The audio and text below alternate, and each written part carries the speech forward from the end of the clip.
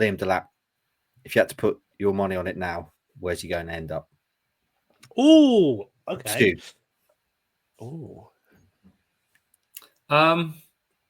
Ever since I keep saying, ever since Alex first mentioned it to me in the car many months ago, I can't get Newcastle out of my mind. And it's not the most obvious destination because I would imagine some dominoes need to fall. I think, they need to get in the Champions League and probably Isak has to go. And I know there's a lot of talk about Delap's had a taste of playing football regularly and he's going to want to go somewhere where he's going to play regularly. Certainly if Isak stays, they wouldn't be able to guarantee that. But if they're in the Champions League next season and they can say to him, with European games, cup games, a little bit of league rotation at times, minutes off the bench, you're still going to get a good, healthy amount of minutes.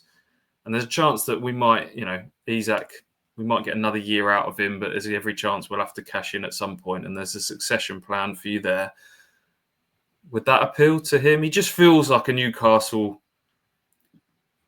in quotes, number 9. Just they love a big physical front man up there, don't they? So I don't know. It's probably not the most obvious destination as we sit here at the moment, but I just haven't been able to shake that. If I had to put a pound on it, Chelsea is probably the safest bet, I would say, at the moment. Their interest seems to have been there the longest, with the Maresca link as well as former Man City youth manager. So you're saying Chelsea, I think, after that, at the moment? No, look, if this is a pound and it's a gamble, I'll stick it on Newcastle. Oh, okay. I think I'll get some higher odds there, I think. So I'll go with that. So Friday, May the 2nd, Stuart Watson saying Liam Delap ends up at Newcastle. Are you agreeing with that, AJ? That was your hypothesis to begin with. It was, with the thinking that Isak will go. I now don't think Isak will go if they are in the Champions League. So no, basically. Teams I'd look at, Villa are one that's kind of in the back of my head. But again, would that require... with Watkins having been linked with Arsenal, there were bids for him. In January, maybe there'll be something there. Again, thoughts of Europe, maybe. He feels very Borussia Dortmund, something like that. But if you're asking me right now, at 11:04 on the 2nd of May, 2025, I think he's going to be a Manchester United player.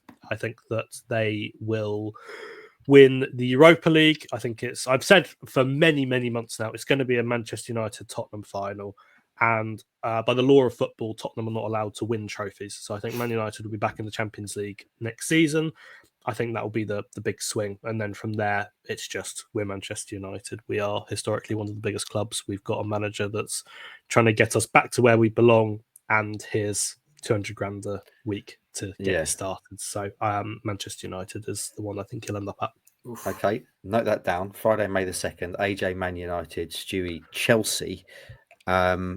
Weird the way Man United are so good in Europe, isn't it? I think they're still the only English side that are unbeaten in Europe this season, yet so bad in the league. The other thing I want to ask you about, Stu, is who's got... I was just going to say, with Europe in general, is what you find is that I'm not saying that English clubs are the best in Europe, but the English league, like if you compare, I think Ipswich would stand a chance against some of these teams that have been in the Conference League and in like a mid-table La Liga side. The gap between like mid-table teams in Spain, the fact that you've got a team that's 14th and a team that's 16th in the Premier League that's going to meet in the Europa League final quite comfortably.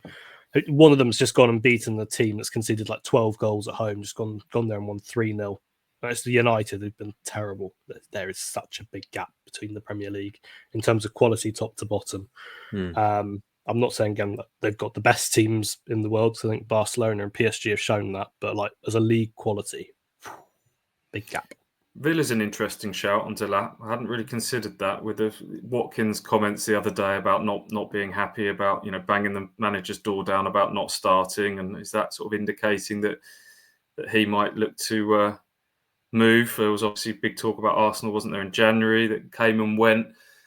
I always think if you play well against a team, that always elevates you a little bit. And Delap scored that brilliant goal against Villa at Portman Road. He scored the equaliser at Villa Park, didn't he, in the reverse fixture.